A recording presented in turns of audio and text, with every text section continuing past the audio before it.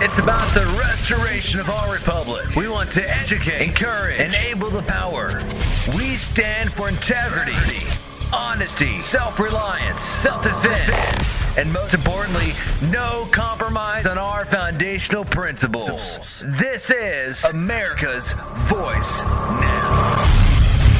Find America's Voice Now on Facebook and at americasvoicenow.org. Here's Michael Evans.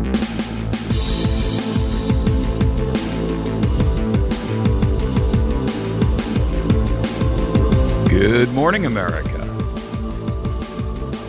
You're listening to America's Voice Now. My name is Mike Evans. I'll be your host today.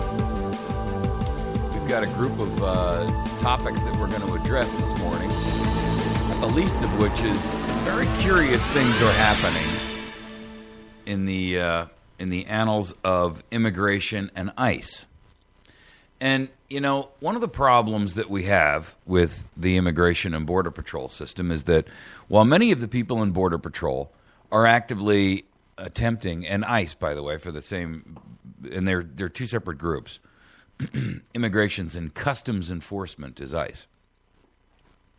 And while these people are captured coming across the border or picked up while they're here, there's a new report out this morning that shows a stunning, and I do mean stunning, number of individuals who in 2013 were released after committing murder, rape, child molestation, sexual offenses, aggravated assault, murder, drug convictions, kidnapping. 36,000 of them. Plus another 60,000. That means we have 96,000 immigrants, illegal immigrants, illegal aliens, not undocumented, illegal alien immigrants running around who have been accused and convicted of crimes that, with all due respect, you wouldn't get away with. How can anyone justify this based upon the race or the national origin of a criminal? When has any president and his entire administration and an entire segment of the population acted so opposite to the safety and the well-being of their own nation?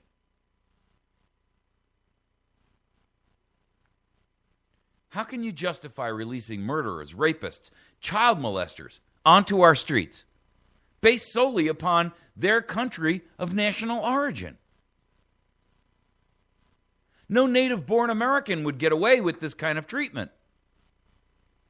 How can it be explained? How can it be justified? There is not a single rational, logical defense for any of these actions. Period. End of argument. No discussion to be had. Any person in ICE or Border Patrol, Department of Homeland Security, Department of Justice, or any of these other three-letter curse word agencies, any of them who would just continue to say, hey, I was just doing my job. I'm just doing what I'm told to do. It's my job. I got to tell you something. You're not following orders. Our answer to that excuse is clear. No, you're not just doing your job. You're committing an act of treason.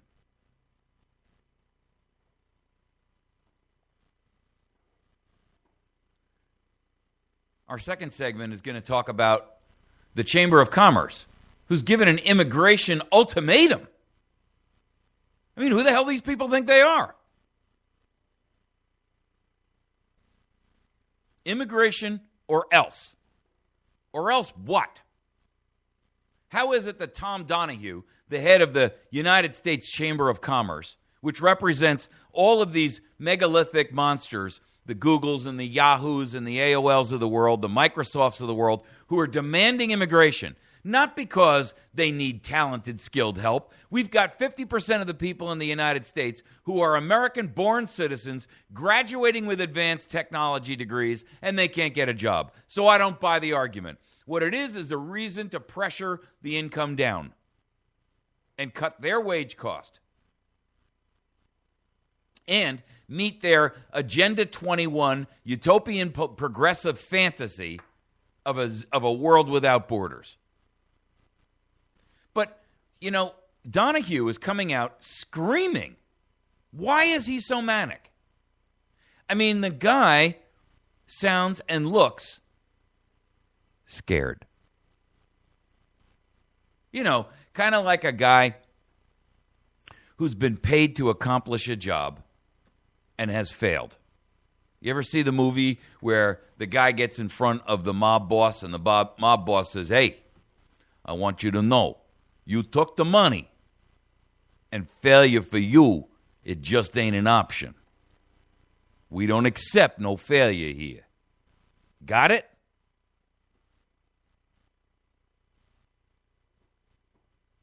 When a politician or some bought and sold scumbag like Tom Donahue, who allegedly represents industry in the United States of America, gets this strident, this adamant, this effusive about a situation which, quite frankly, doesn't affect him at all. What effect does this issue of immigration have on Tom Donahue? I mean, he can't be that desperate for a gardener. He can't be that desperate for a live-in nanny.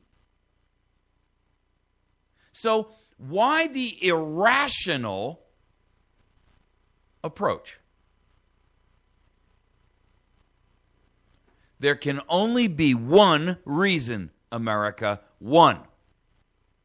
And it ain't patriotism or love of country.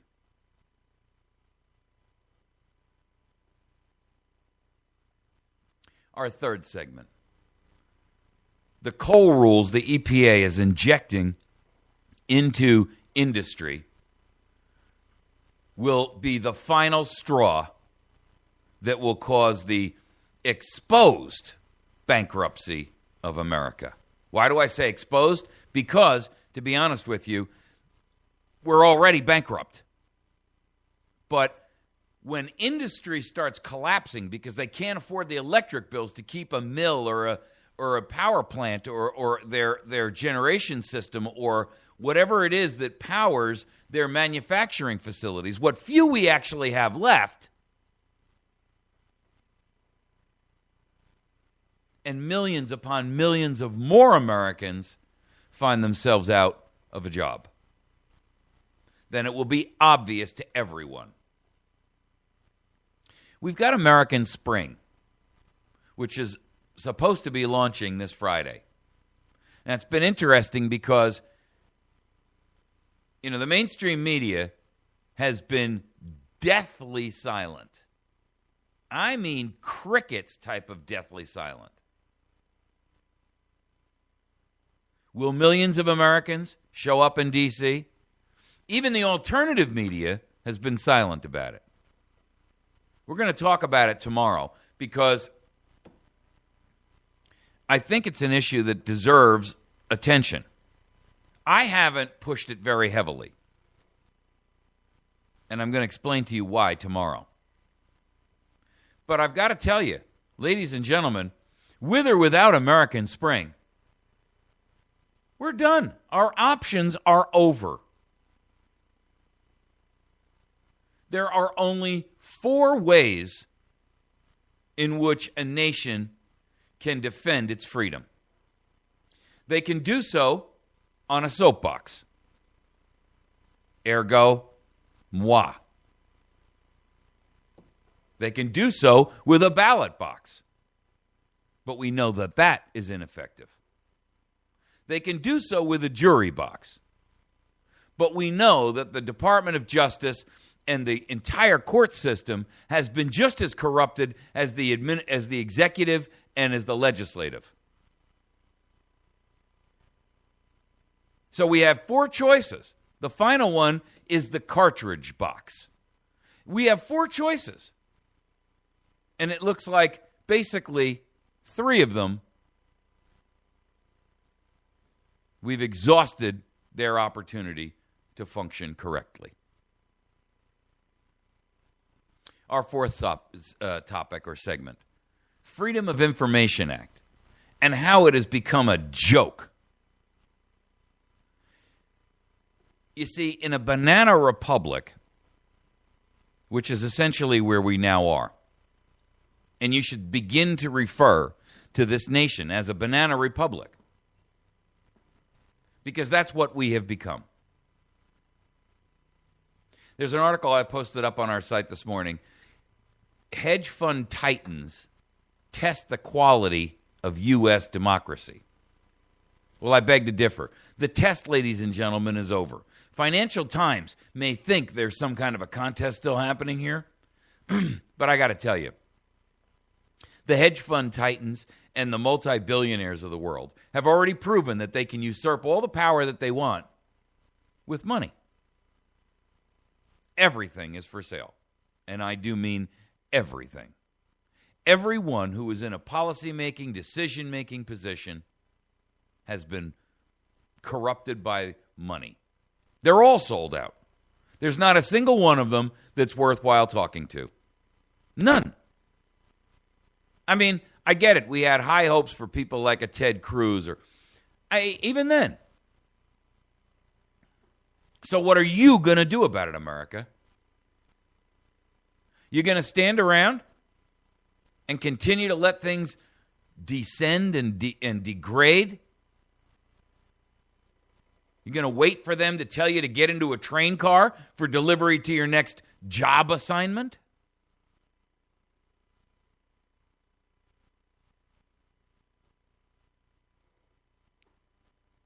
All right, let's get on to our first topic. I'm so... you know what's really bothering me today, ladies and gentlemen? The fact that I come out here 5 days a week. I spend at minimum 8 to 10 hours a day between the review and the documentation that needs to be done in order to provide a program like this and be educated enough about what's going on in the world to be able to expound on it with you. And you see me for an hour, but that doesn't count for the 4 hours before that we're done doing research and posting this and writing that and all of this other nonsense. Then afterwards, there's an hour or so's worth of cleanup and uploading and posting so that nobody can see it on YouTube. Blocked. My views the other day, I watched literally as I clicked on a video and it said there were 40 views on it an hour after I'd uploaded it. I hit refresh and it had gone down to 31. Explain to me how that's possible. Explain it.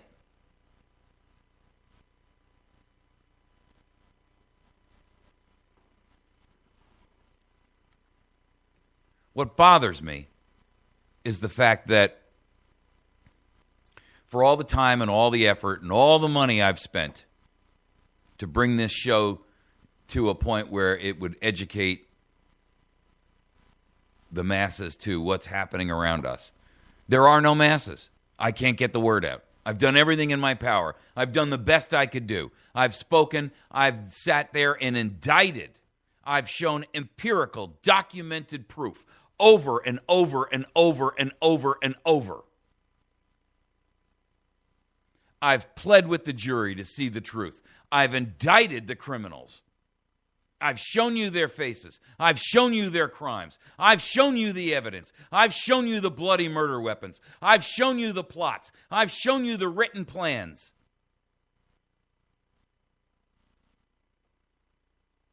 And I'm beginning to believe it's time I rest my case.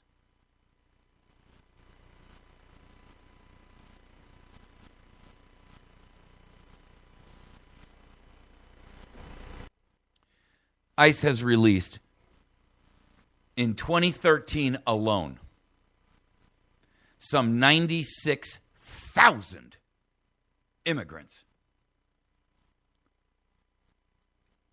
convicted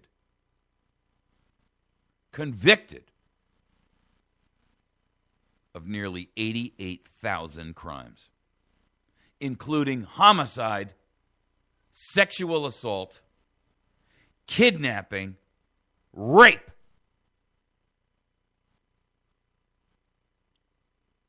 There's a document issued out by the Center for Immigration Studies.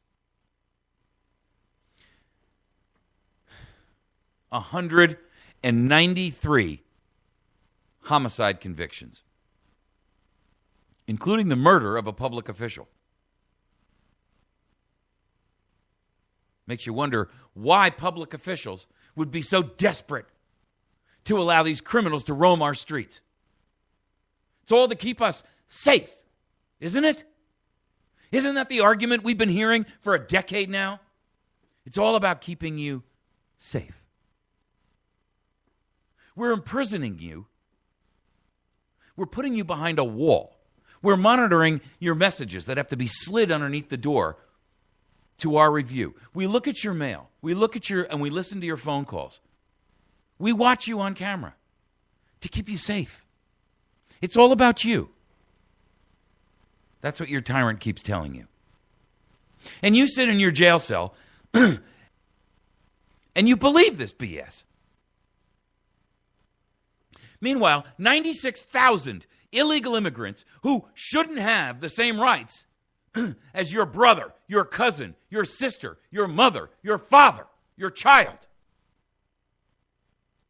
are roaming the streets, guilty of crimes which should be abhorrent to any society. And they're freed. Why? Because of their ethnic origin?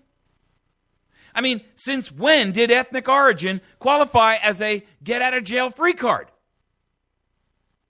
How? Where? Where is it written that because you're born in country X, Y, and Z, you're entitled to a get-out-of-jail-free card?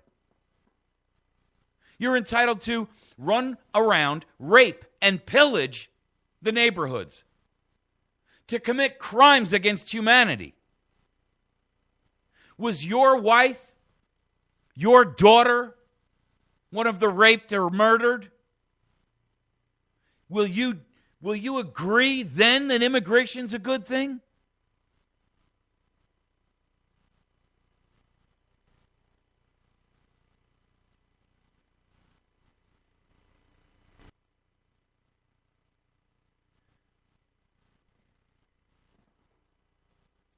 $68,000 criminals. This is from a report in March. This is an internal document that was prepared by ICE to respond to a congressional inquiry. And the CIS got a hold of it, Center for Immigration Studies. 68,000 criminal aliens ICE encountered were subsequently released in 2013.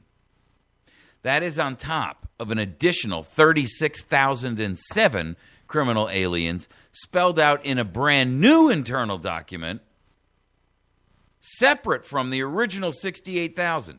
So I'm sorry, I apologize. It's not 96,000. It is 104,000.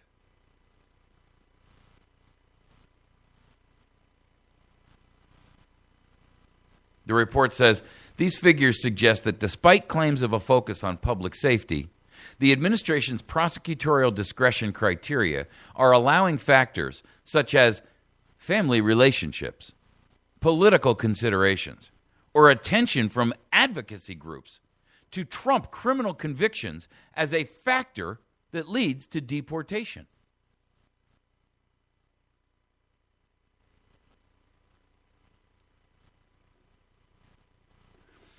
These 36,000 people were already being processed for deportation. And they were released either before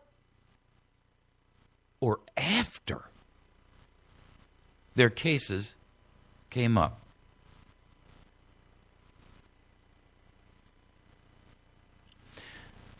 Convicted of a crime, rape, murder, drunken driving, assault, child molestation. You're convicted. You're not imprisoned. You're not deported. You're released back into society to commit more mayhem, more crime.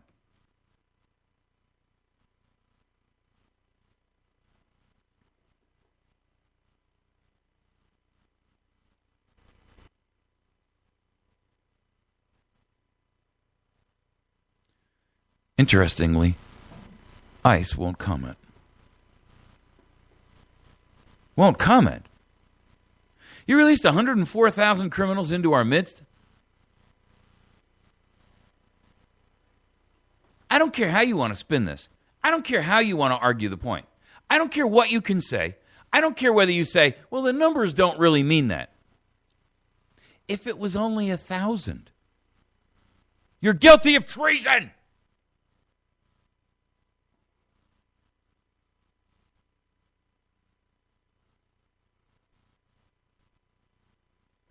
When we come back, I'm going to actually read you the full list of the crimes. I mean, it's stunning.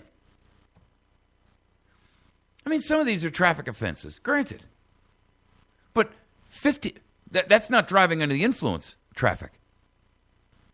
15,635 convictions for driving under the influence out of 100,000. That's 15%, folks. Does 15% of America get busted for DUI in 1 year alone?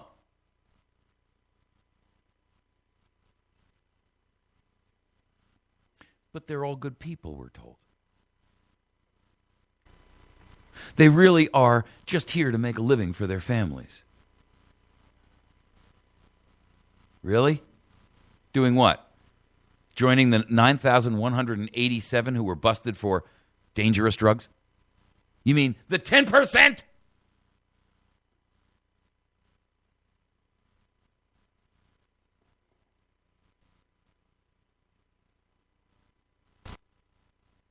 We're going to take a break. You're listening to America's Voice now. When we come back, we're going to read through the list. And we're going to try to understand how and where and why and under what circumstances Americans should not stand up and openly revolt against this lying, treasonous abuse.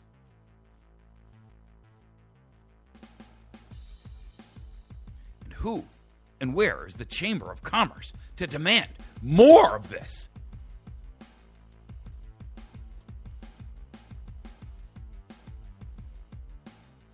John Boehner, his entire crew up there, trying to figure out how to get it past you before November.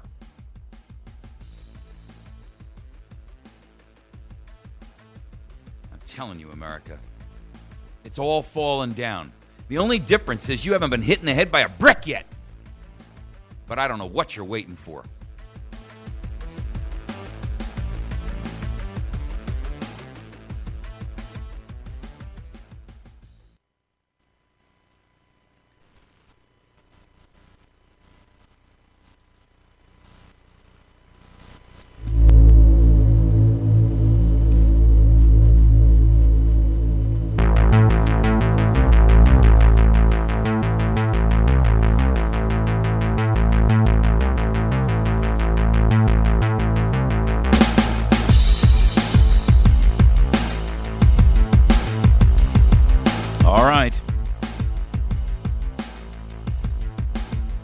We're back.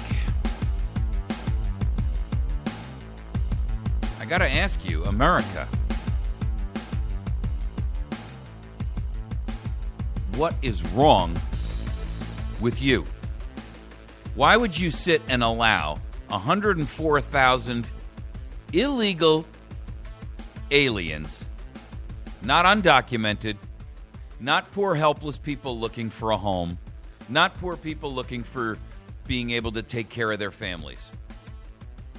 Stop minimizing it. Stop being politically correct.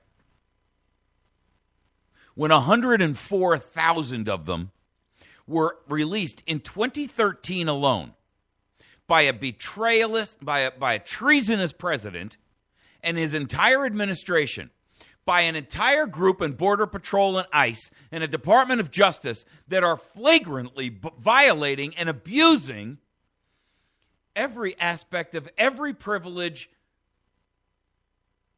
that they have ever been given. They've been given a high-duty calling to protect us. That's their promise. That's their mantra, their call. We're doing all of this to protect you.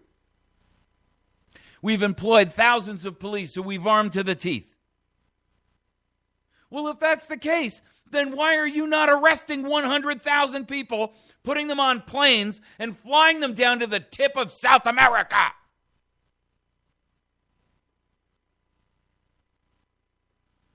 Let them walk back. I don't care how big or how small the offense. It's not the point. The point is that we have 100,000 active criminals who haven't paid for their crime to a society which they don't belong to, and nobody cares.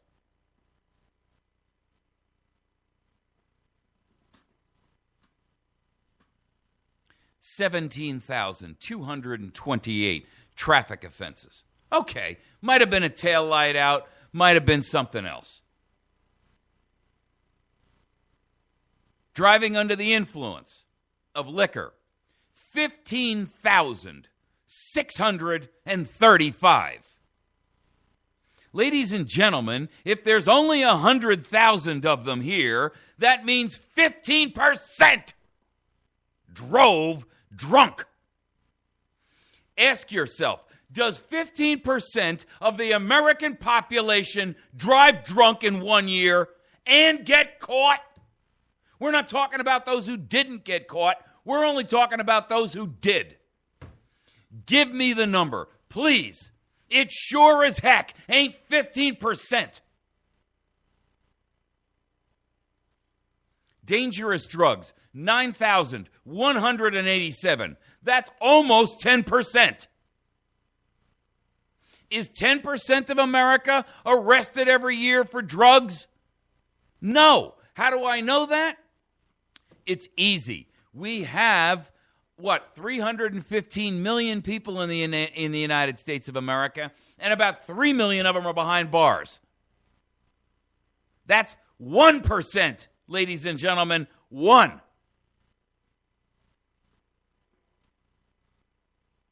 And they're not all there for drugs.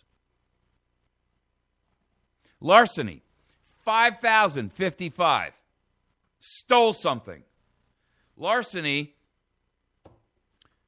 they stole from someone else. They came here illegally and stole. 5% of them. Obstructing judiciary, Congress, and the legislature. Really? 3,245. Now, I'm sure they were mostly protesters, but that's beside the point. You're going to actually violate the laws of a nation, cross the border illegally, commit crimes here, and then chain yourself to a fence and demand that you get amnesty? General crimes, 2,867. Assault, 2,691. 3% of these people committed an assault on another human being. These are only the ones we catch. These are only the ones we caught and released. This isn't all the other ones that nobody knows about.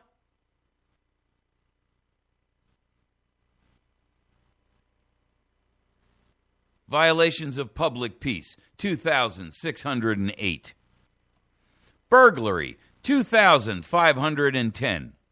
Do you know that burglary is considered on federal grounds to be a crime of violence? You know why? It's always a crime of violence. I know this from my own personal experience because I did research on it. Every burglary is a crime of violence because the possibility that someone would be in the home when it's burglarized or the place of business is extraordinarily high. And therefore, the risk of violent activity as a result of that person being caught in the act, all federal law construes burglary to be a crime of violence, even if no violence occurs. Did you know that every bank robbery is a crime of violence? Even though you walked in and did it with a note, you're convicted of a crime of violence. Why? Because it's possible that the teller is going to have a heart attack or that the security guard is going to pull a gun and somebody's going to get shot. So don't tell me burglary is not a crime of violence. It is. At least according to the legal beagles who run this insane asylum.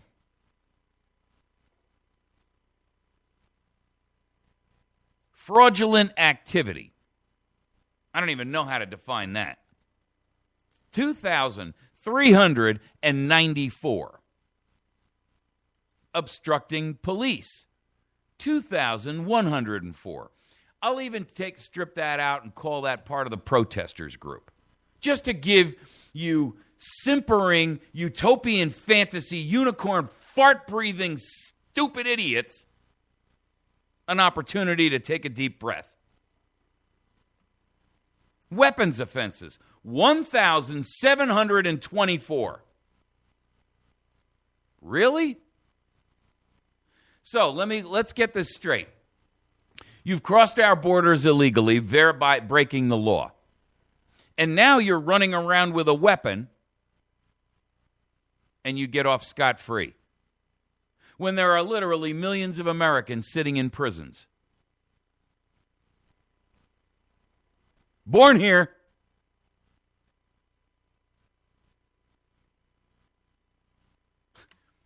Some stupid idiot on the liberal progressive puke side will be sitting there saying, but the statistics say that half the people in federal prison are illegals.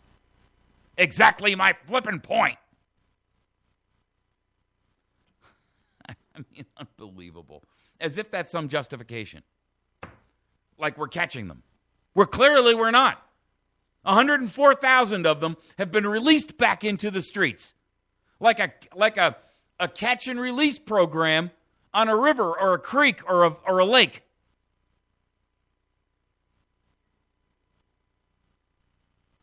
The only problem is these fish are piranha. And they're breeding.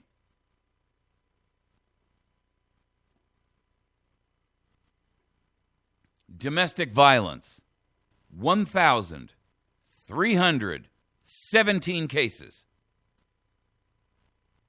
Battery, 1,267 cases. Invasion of privacy, 1,249 people. Forgery, 1,216. This from the same crowd who says it's not right to force someone to have an ID to vote. Stolen vehicle, 1,160. Stolen property, 1,131. Family offenses, 1,099. Aggravated assault, 1,075. Robbery, 790. Sex offenses not involving an assault or commercialized sex. I have no idea how these banana-brained gumballs classify that. 727. Commercialized sex offenses, an additional 606. How many of those were sex offenses against children? We'll never know. What if it was yours? What if it was your daughter? What if it was your baby? What if it was your wife?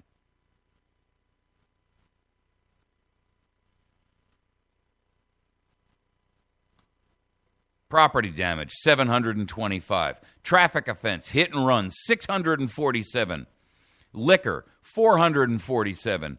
Traffic offense, driving under the influence of drugs, 435. You can add that to the initial 15,635 to jack the number up well over 16,000.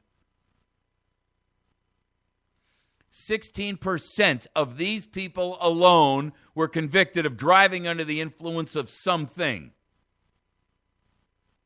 Is 16% of the adult population in the United States found guilty of driving under the influence of a drug or alcohol?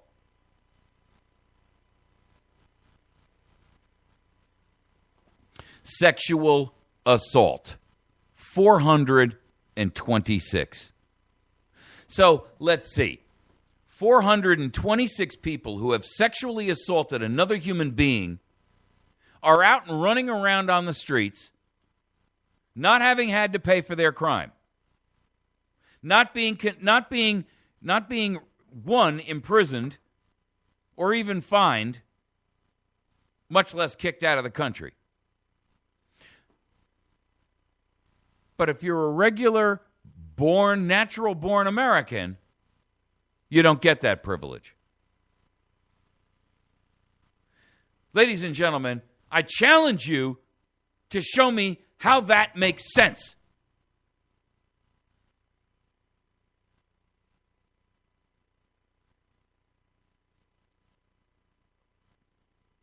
Health and safety, 425. Simple assault, 395. Flight and escape, 303.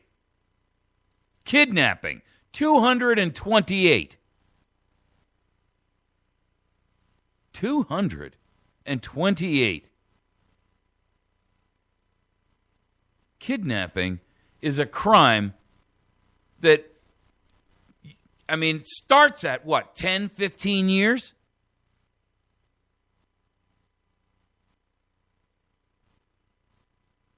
Threats, 167. Intimidation, 141. Homicide.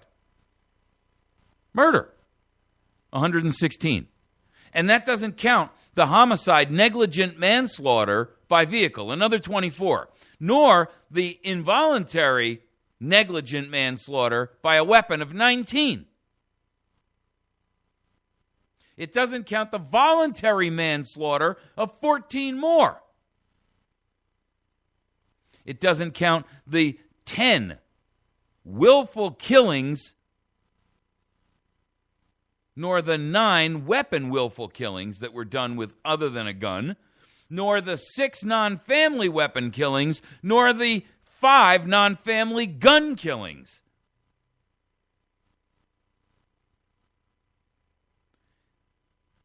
Extortion, 53. Juvenile offenders, 52. Embezzlement, 51. Conservation violations, that would be poaching, I would assume, 49. Arson, 47. Arson. Tax revenues, 36. Smuggling, 26. Bribery, 15. Traffic offense, transporting dangerous material. What does that constitute? I have no clue.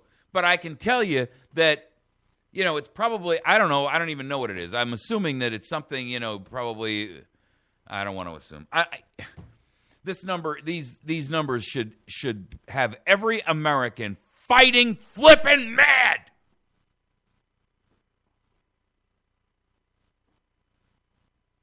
Sovereignty, treason, sabotage, 4.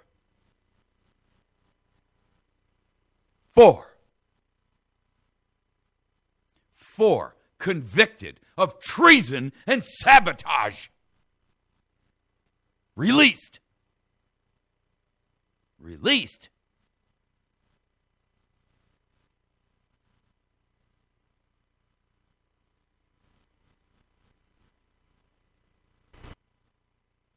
willful murder of a public official with a gun. 1. Manufacturing, selling, and delivering abortifacients. 1. Who would buy an abortifacient made in a bathtub in some grimy tenement rat hole?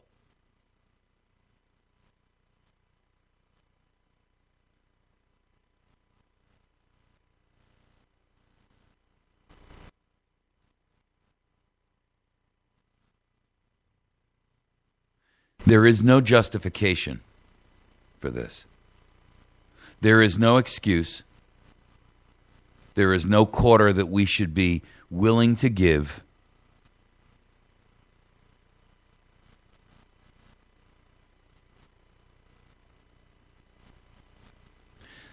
How can anyone justify these activities based purely upon a person's race and national origin? How? It's impossible. And as a percentage of the total population of immigrants, if in fact their numbers are accurate, and there really are only 12 million, which is impossible because we've been hearing that there's 12 million for the last 20 years. Are you trying to tell me no more came in, nobody had a baby? See, that's how they get around it. Well, the baby's not illegal. The hell you say?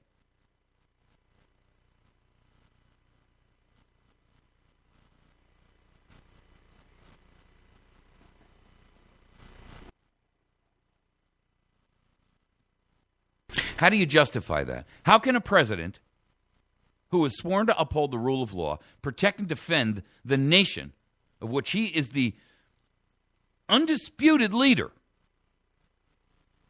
how can an entire administration, how can an entire Congress, how can an entire judiciary turn their backs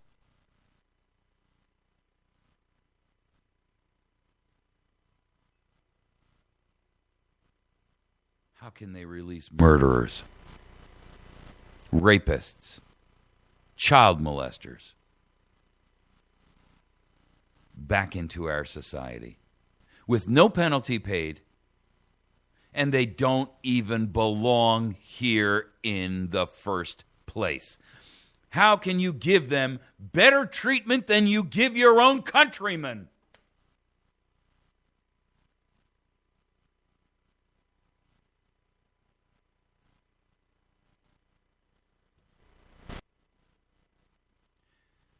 I'm all for fairness. I'm all for empathy. I'm all for the ability to see and recognize that there are some people who come across this border seeking merely to just have a better life. But nothing justifies this. Nothing will allow rationale to explain it away.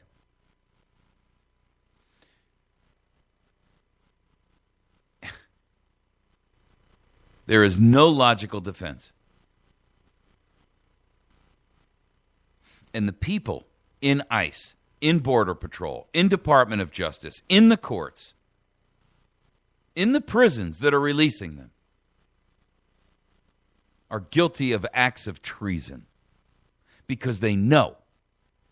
And they can no longer say, I'm just doing what I was told. I'm just doing my job. I'm just following orders.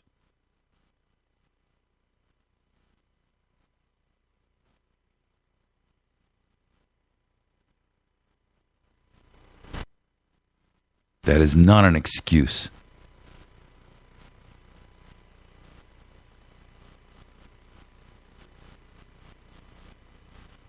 Tom Donahue, the manic, terrified, obviously.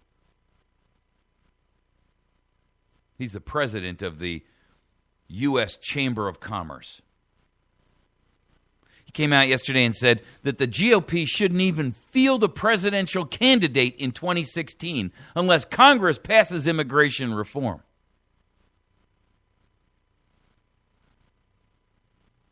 What? You're going to put the livelihood, the benefit of American citizenship over the Republican principle of consent of the governed? Whose side are you on, Tom Donahue?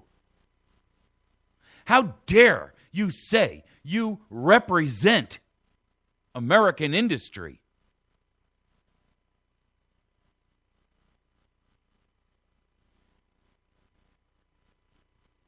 If the Republicans don't do it, they shouldn't bother to run a candidate in 2016. Think about that. Think about who the voters are. Then when he realized he just stepped on his most personal member with golf cleats, he tried to cover it and he said, I just did that to get everybody's attention. The hell you say? You don't make a public statement like that to get attention. You made that public statement, Tom Donahue, out of fear because you've been paid. And you know whatever threat has been transmitted along with the money, you're shaking in your yellow boots. You piece of pathetic human offal.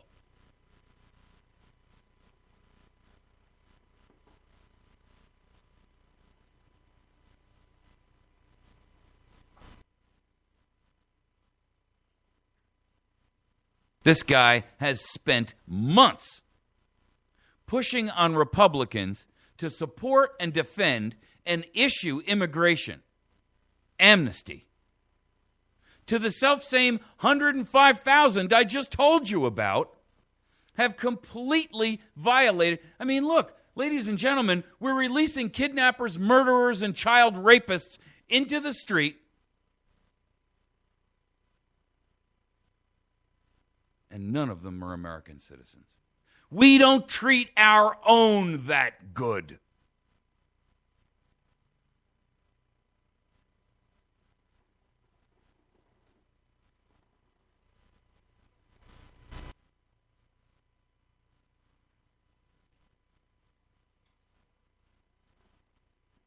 The truth is, not a single one of these people who were involved in this process, not a single one of them has justification to remain an American citizen. They should be stripped of their citizenship and ejected from this nation, exiled with the label dishonorably discharged for treason and acts against your own nation.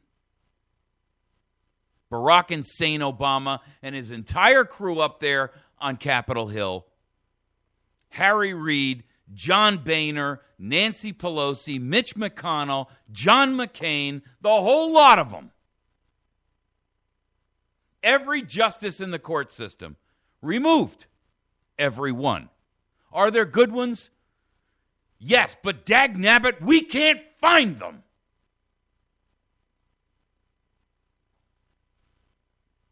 And if we could, we wouldn't even have to take off our shoes to count them.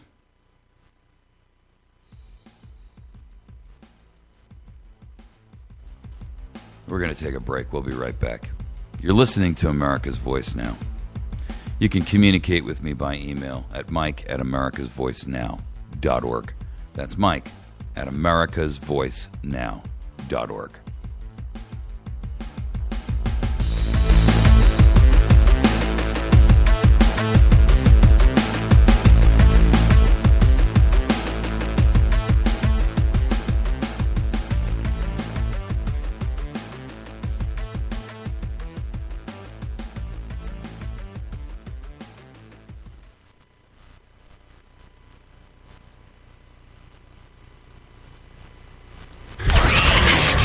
It's about the restoration of our republic. We want to educate, encourage, enable the power.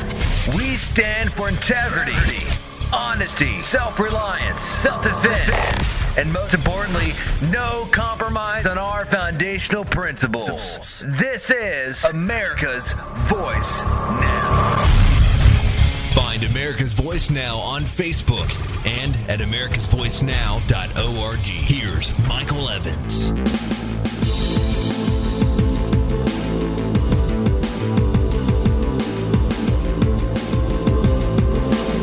Good morning, America. You're listening to America's Voice Now. My name is Michael Evans. I'll be your host this morning. Appreciate the opportunity to visit with you this morning. Thanks for riding with us. You know, I am eternally frustrated by what I see as happening in our nation, where we are, for all intents and purposes, being sold into poverty, slavery, bankruptcy by these elites who there's not enough money to justify what they're doing to us. There's not enough ideology and stupidity to justify or explain what they're doing, to rationalize, to give us logical, reasoned arguments for their behavior. And the EPA is at the top of that list. I mean, scandal after scandal after scandal after scandal. Usurping power, private property rights, industry capabilities to institute what? The president's agenda? I mean, since when does one person, don't give me the consequences of elections nonsense. Since when does one person and his personal ideology rule a nation of 315 million?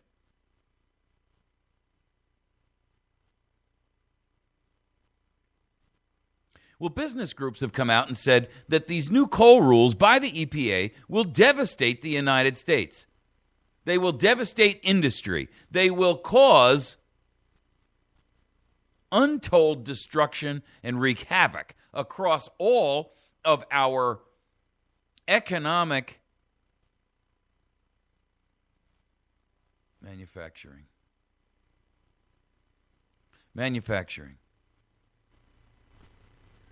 We don't have any more manufacturing. Because under the previous traders of Bush and Clinton and Bush Jr., we gave that all away to our sworn enemies. China, Russia. Countries that aren't sworn enemies, but are economic enemies nonetheless. India.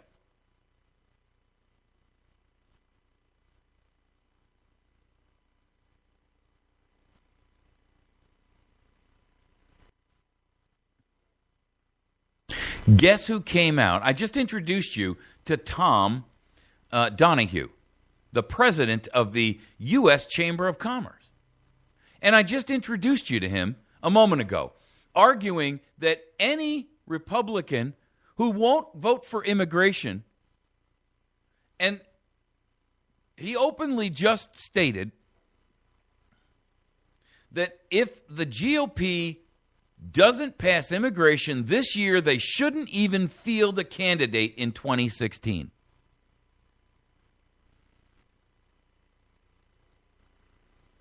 It's a statement and an act of treason on his behalf. He is saying that the consent of the governed is not as important as a free giveaway to non-citizens who we owe no allegiance to.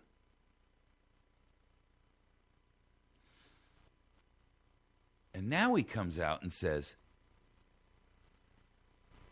wait a second, these new coal rules, they're going to bankrupt industry. Isn't it funny? Is that the same guy talking? How interesting that the same U.S. Chamber of Commerce that rails for immigration, which is destructive of our economic engine, our job capabilities in the United States, spends literally hundreds of millions of dollars of taxpayer resources for a group of people we owe no legal, moral, or ethical allegiance to.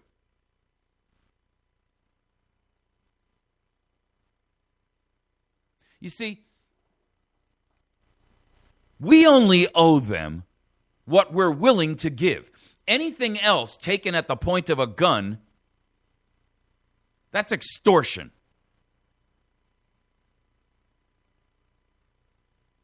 I am all for helping other people in the world, but I've got to tell you something, America. This is the most generous country by orders of magnitude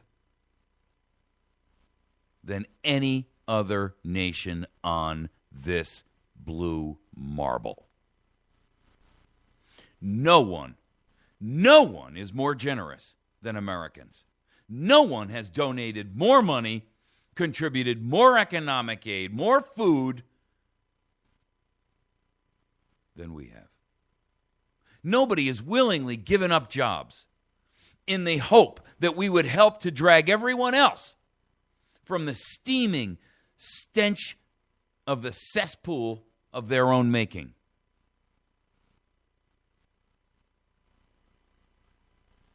No one. But to now demand that we bankrupt ourselves and we starve our own children and we sacrifice our own wives and our own daughters for the sake of people we owe nothing to, that goes too far. And when it's done at the point of a gun, then it becomes treason. If we want to fool ourselves into donating our lives away and giving up our country by donation, then that's self-treason and that's suicide. But when it's done at the point of a gun, it's extortion.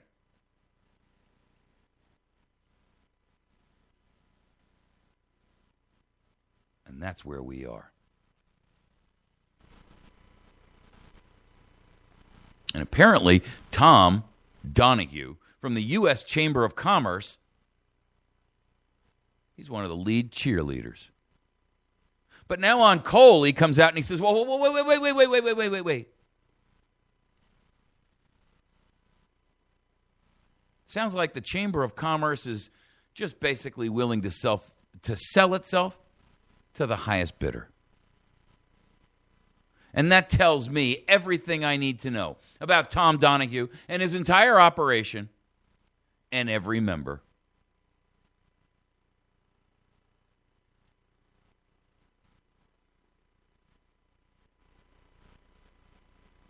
The truth is, these coal rules will be the final straw in the destruction of American capabilities. Capabilities to produce, deliver energy. Capabilities of the American people and industry to pay their bills. Capabilities of American people to actually keep their homes warm or cool.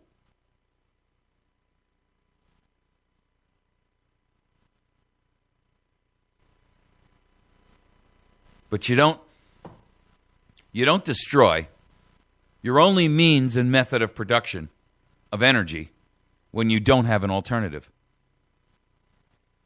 Wind, solar, combined, all alternative forms of energy account for less than 7% of our energy needs.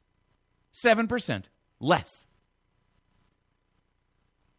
How are you going to replace 60% with 7%? Is that some kind of new Common Core math? I mean, give me the justification. Give me the mathematical equation that makes that work, ladies and gentlemen. Find it for me, please.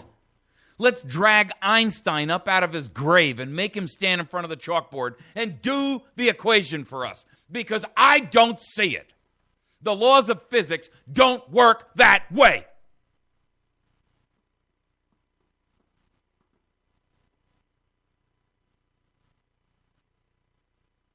And for what?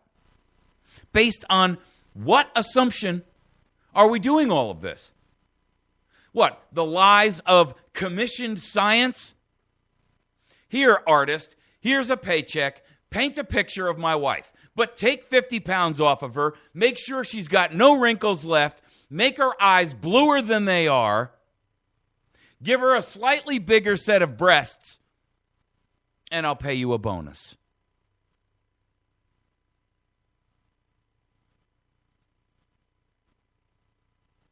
That's what our peer-reviewed science is. No different. Here, professor, do a study. Here's the conclusion we want. Make it look like we want it to look. Make it dire. Make it evil. Make it dangerous. Make us the culprit. And at the end, there'll be a bonus in it for you. I'll get right on that. Says Harvard. Says Yale. Says MIT. Says UCLA.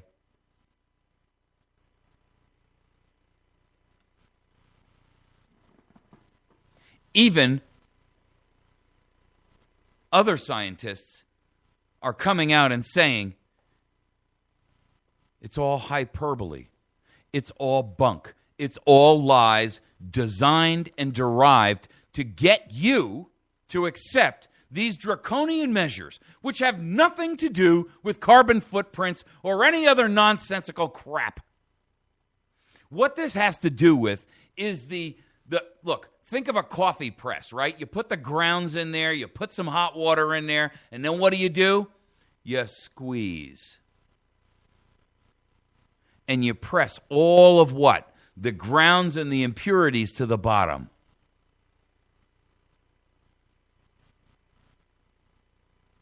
They're doing it on a global scale. But we're the fly in the ointment. We're the one group that won't play ball. We're not, by any stretch of the imagination, the biggest polluter, although they claim we are. But the scientific documentation, real science, not commissioned science, real science shows that that's a pile of nonsense. We're not even close. And the countries who are 1, 2, 3, they don't want to hear anything about this nonsense. You know why? Because they've already got 100% tyrannical dictatorial control over their nations. They don't need this. They already have them enslaved. We're the last holdout. We're the last bastion of uncooperativeness. And these elitists and do-gooders and religious zealots can't flippin' stand it. They can't stand the fact that somebody defies them. They're an ultra minority, ladies and gentlemen. The environmental zealots in this country are a small, small minority. The polls out there show that very few Americans are really concerned about whether or not global warming is even man-made. They don't believe it.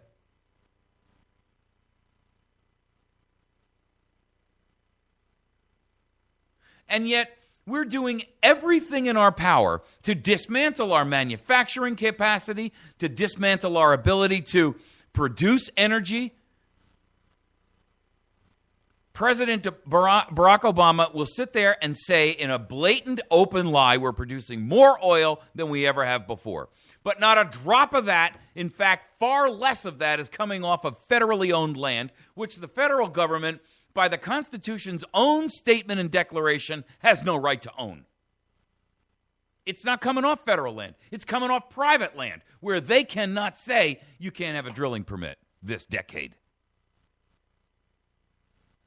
So in spite of their desperate attempt to destroy the country even faster, we are producing more oil and gas. No thanks to them.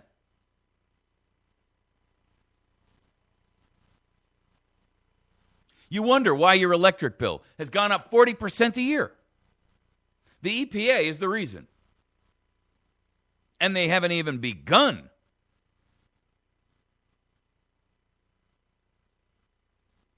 The new carbon dioxide limits for these power plants will devastate the economy by leading to a steep surge in energy prices. In comments to the EPA due on Friday, the American Coal Council said the new standards would essentially take coal off the market as a power source. Implementation of the rule will reduce American energy diversity and security, stop the development of cleaner coal technology, and increase the risk of higher electricity prices to consumers and businesses. The Chamber of Commerce, led by Tom the Trader Donahue, he says the rules would have an effect well beyond the coal industry by leading to job losses in the broader economy. Hey, Tom, just for the record, by the way, so will illegal immigration amnesty. Just wanted to keep you honest there. The EPA should recognize that beginning with this rulemaking, its greenhouse gas regulatory agenda will reverberate throughout the economy. The broader business community is increasingly concerned about the potentially enormous harm from these rules. EPA should work cooperatively to ensure all of its greenhouse gas regulations are cost-effective, attainable, and avoid harm to... You know what? America, here's the deal. And I'm going to just make it clear. Until you are willing to stand up and say, I'm on strike. I'm not doing a dagnab thing. I'm not showing up for work. I'm not going to buy a darn thing. I'm going to just sit home.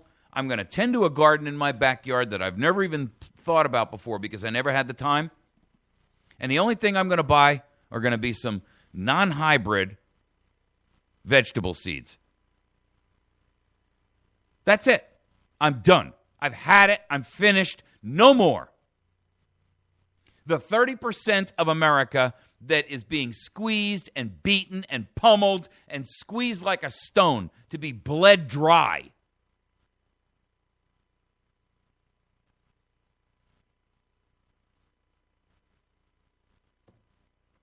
It's only 30%, you say? That's right, because 47%, actually 51%, are sitting there sucking up the resources from the 30.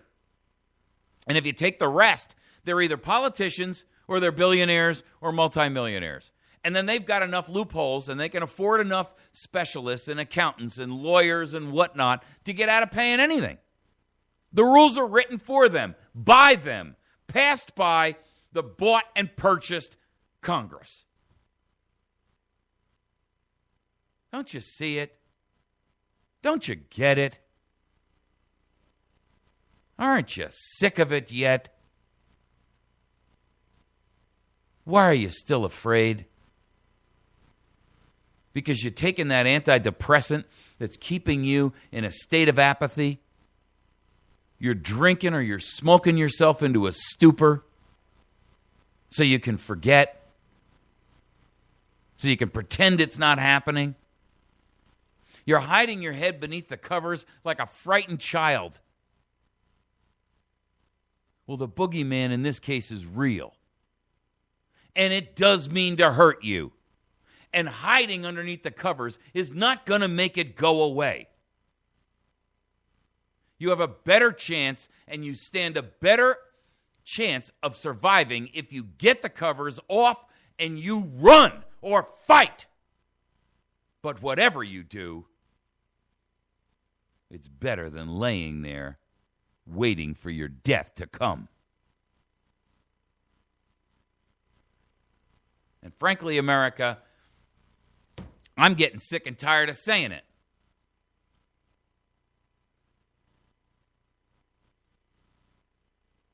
You don't need me to point out the treason.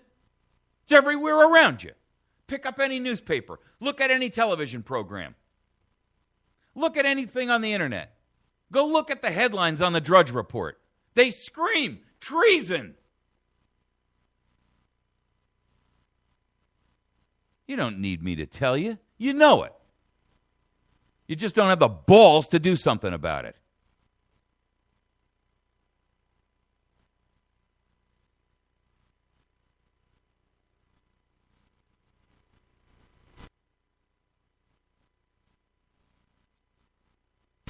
We've taken this nation and we've allowed it to go as far as we can let it go. We're sitting here committing suicide. Not even by our own hand. But it's suicide nonetheless when we allow someone to do it to us and we don't fight back. It's not the act of whom pulls the trigger.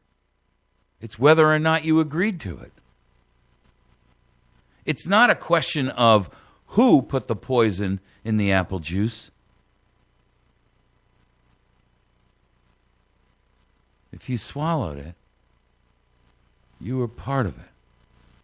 Then it's suicide. It's not murder anymore.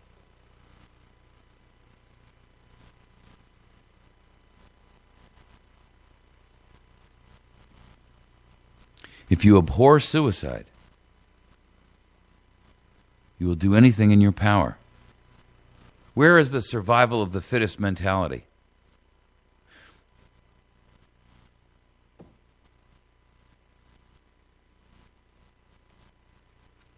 Apparently, you want proof that evolution and the theories associated with it are wrong?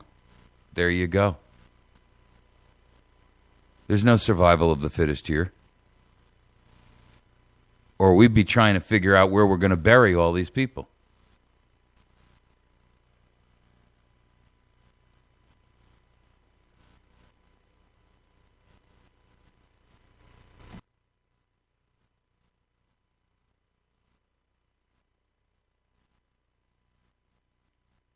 Our nation, sadly, is gone. The Republic is over. It is dead.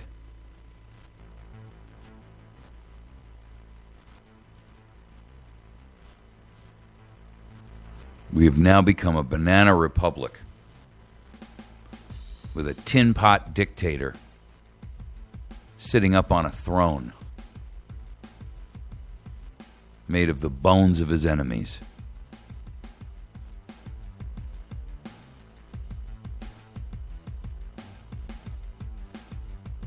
We're going to take a quick break. When we come back, we're going to talk about the Freedom of Information Act and how that has become a joke in the Banana Republic because everything is a state secret. And that should have been one of your first warnings. You can communicate with me by sending me email to mike@americasvoicenow.org.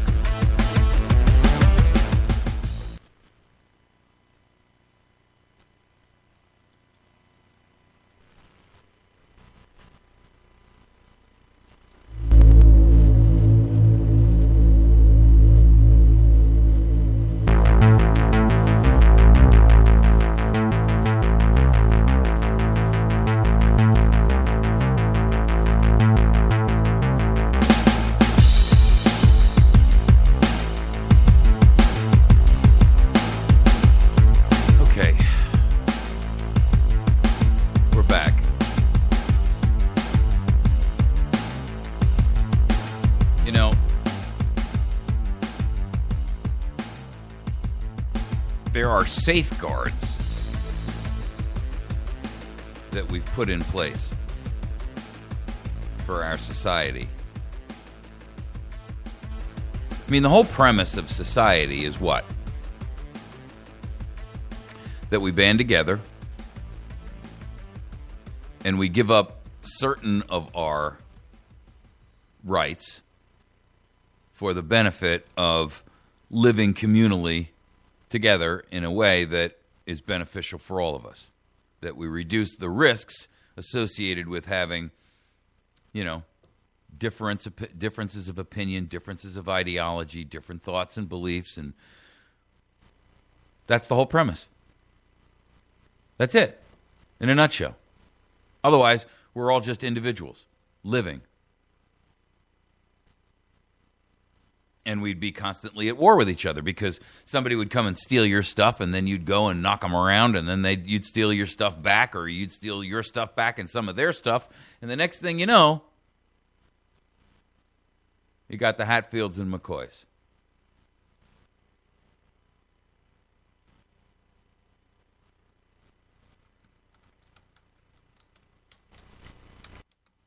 The problem is that we've given up our ability and our right to protect and defend ourselves to a government with the innocent intention and the belief that we were doing the right thing. And to protect ourselves, against the natural instincts of people to be greedy or power crazy or power mad, we've put certain things in place that would enable us to be able to, have some sort of overwatch.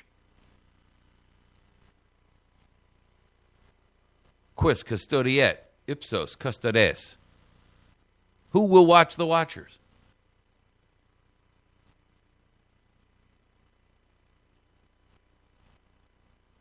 So we put things like an inspector general, which is a kabuki theater. Well, this person will keep an eye on things and make sure that the Department of Homeland Security, with 250,000 employees, isn't doing anything wrong. How many people did you assign to the Department of Inspector General? One. What? So you've got one person who's supposed to be monitoring 225,000 or 250,000 people with a budget of $60 billion a year? Really? Hello. That's not true. The budget for DHS is only $39 million a year. No, that's the on-books budget. You're not talking about the black budget that was exposed to us only 8 months ago.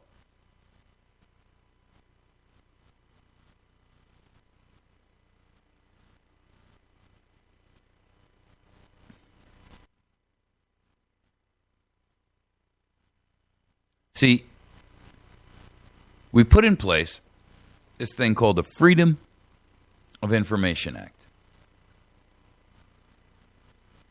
Because in a free society, if you don't have access to information and everything is a secret, then it's pretty easy to lose track of where the corruption and the bribery and the scams and the lies and what have you. And it's too easy for people to be able to avoid exposure. That's why we have a policy that says if you're in government and you send email, it has to be retained so that we can go back later and look at it. Oh, but that doesn't apply to the IRS and the EPA. No, they use off-system email that's not accountable.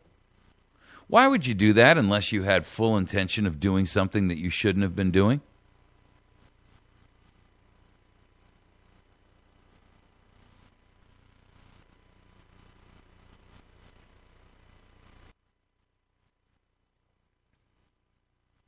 The idea of a Freedom of Information Act is so that media organizations and investigative journalists can say, or industry groups that are concerned about something can get together and say, I don't think we're getting quite the truth here.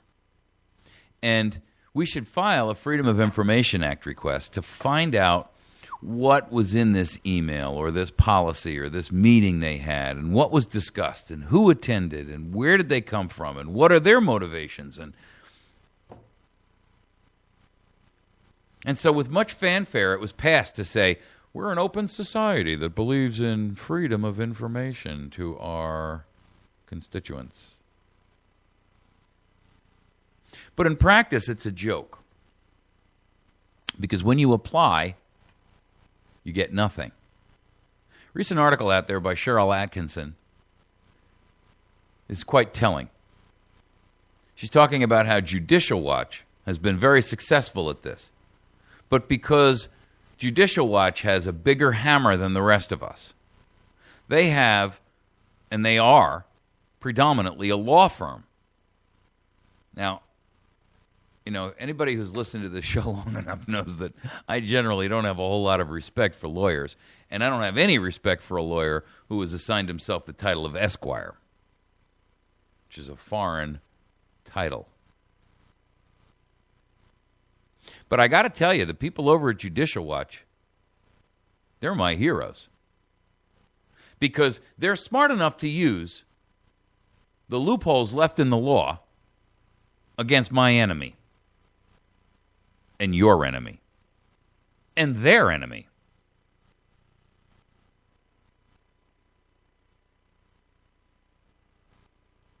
They were the ones who broke the story on Benghazi and the emails that are exposing what really happened there.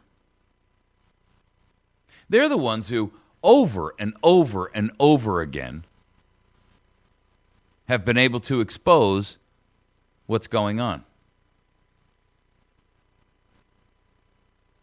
How do they do it? Well, they do it through the Freedom of Information Act and other methods, of course. But one of the ways in which they're able to accomplish that is by using the courts to force the government. And, even then, it's rolling the dice because it depends on whether or not you get a real judge or you get a shill.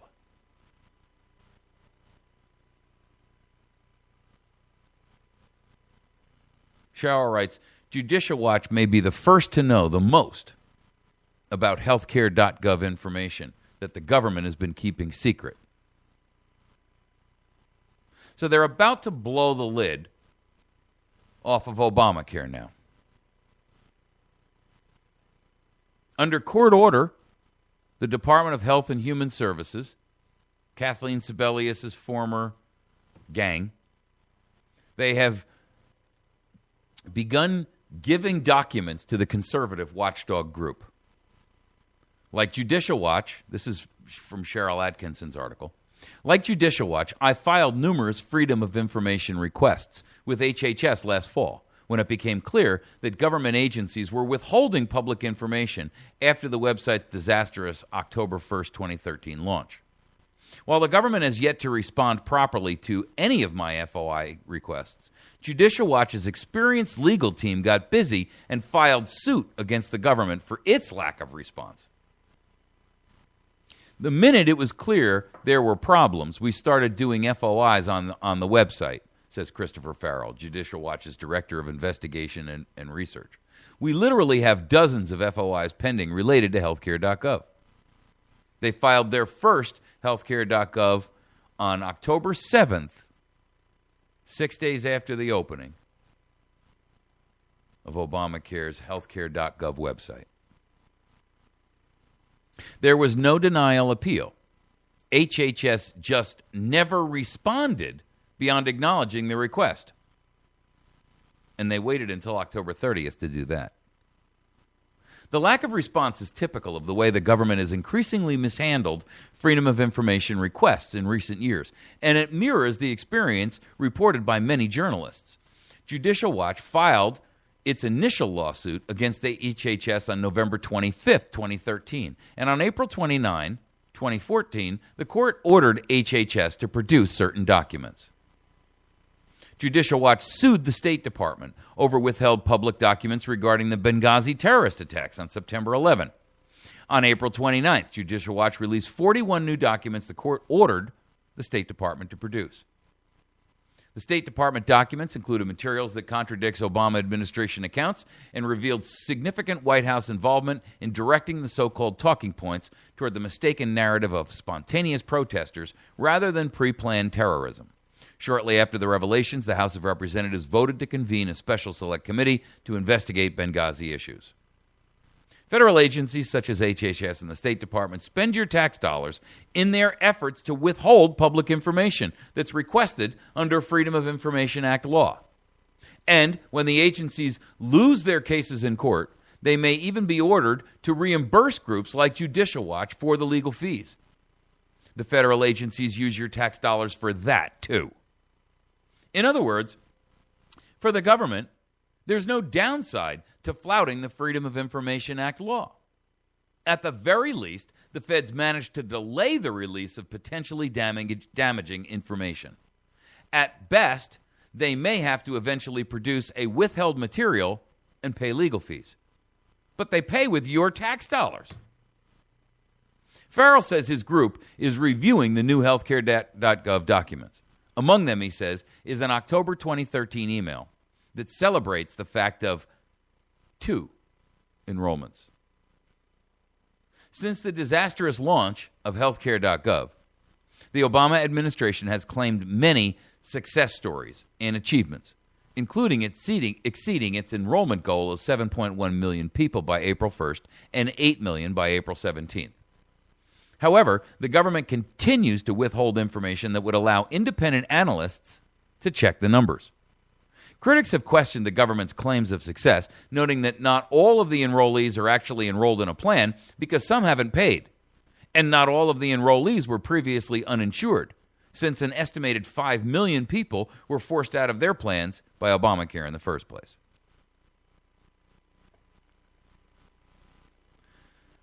You see, when you've got something like Obamacare that is treated as a matter of national security, and the idea of Freedom of Information Act and the idea of open government, transparent government, is barred, while lip service is paid to it,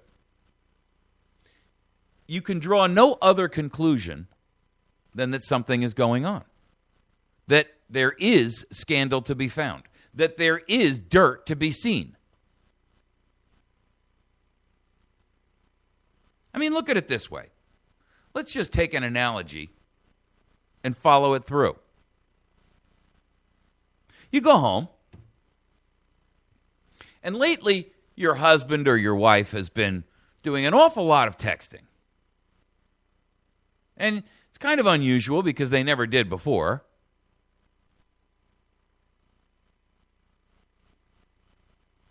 And you say, I'd like to see that phone. And suddenly, they get very defensive. Suddenly they say, absolutely not. This is my private communication. Well, I get that, but I'm your husband. I'm your wife. I didn't think we had secrets. Aren't we in this together? What could be in there that you didn't want me to see? Nothing. There's nothing in there that you shouldn't see. Comes the frantic and frenetic reply. But you can't see it. Well, can you tell me why? No, I don't have to.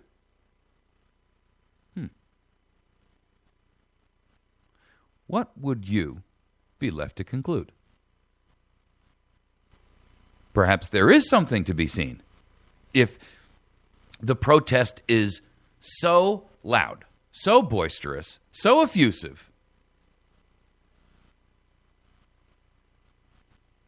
and so out of character. Do you not think the secret society that we live in is completely out of character for a nation which, for all intents and purposes, prides itself on being a model of transparency and open government, a government of Republik, by, for, and of the people, consent of? But everything's a secret. Everything that matters. Everything except Kim Kardashian's butt. That's not a secret. Everybody's seen that.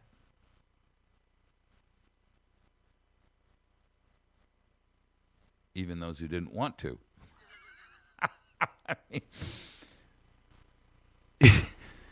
you see, you know something's wrong. And you don't have to be, trained in some clinical observation methodology. You don't have to be a psychologist or a psychiatrist. You don't even have to be trained in reading body language to know when your husband or your wife and your relationship have changed. When suddenly your husband starts caring much more about his personal physical appearance. Or your wife starts caring much more about hers than she has for the past X number of years. When she's determined to lose weight and appears to be putting on makeup to go to the grocery store, which she hasn't done in,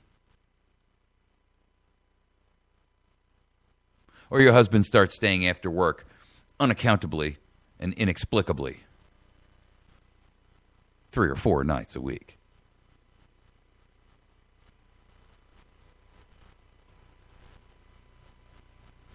Is this any different? Well, the subject matter is different, but the principles and the evidence and the knowledge are all the same. And only banana republics operate in a state of secrecy. Only places like Saddam Hussein's Iraq. Only places like Mr. Putin's Russia.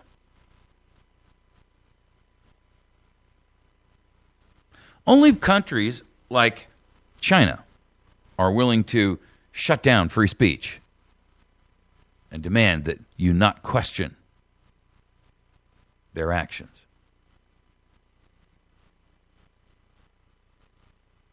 But our nation is not any of those. Our nation was designed with the phrase consent of the governed as its slogan.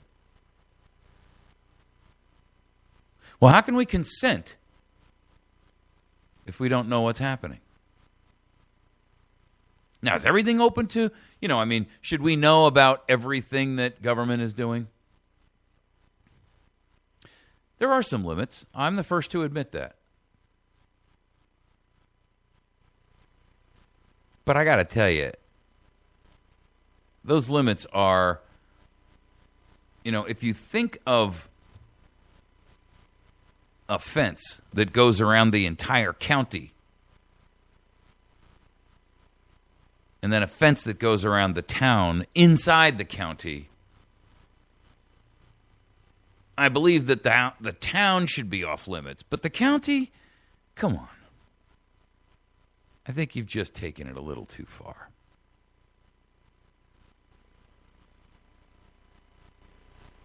The truth is that until we have people in place that we can trust,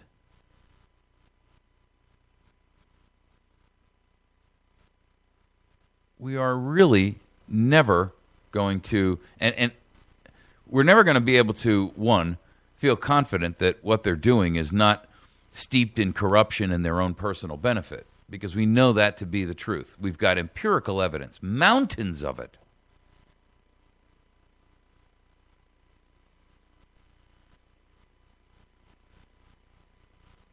But the whole point of openness of our society was to eliminate that.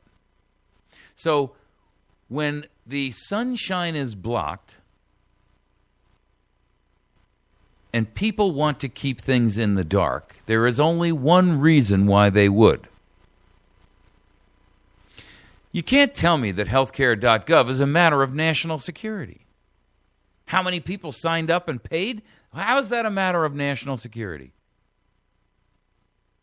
You can't tell me that Fast and Furious and the documents associated with that was a matter of national security. I mean, this isn't something that was done to us by a foreign nation. This is something we did to a foreign nation. Hello?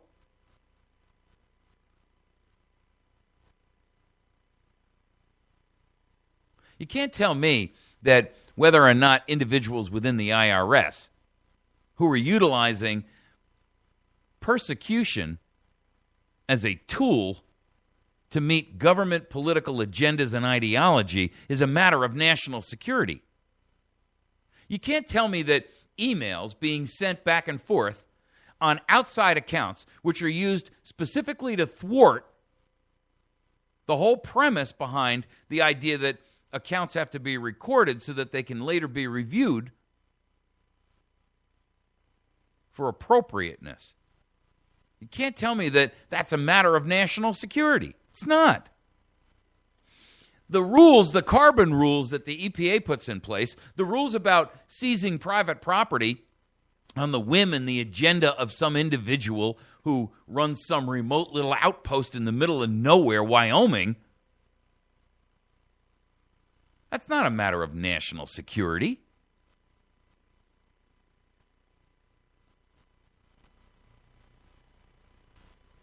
That's why I've called for a national ombudsman, but not paid for by government, not an inspector general who answers to Congress and has to review their reports with the self-same group that they're supposed to be commencing oversight of.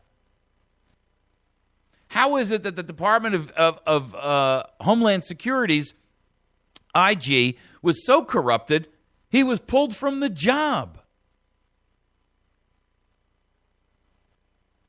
That's not an open society. How many people willingly laid down their good hard-earned money to buy the Obamacare program they were lied to about in the first place is not a matter of national security. Believe me, there's nothing that Russia and China and Iran can glean from how many Americans paid their insurance premium.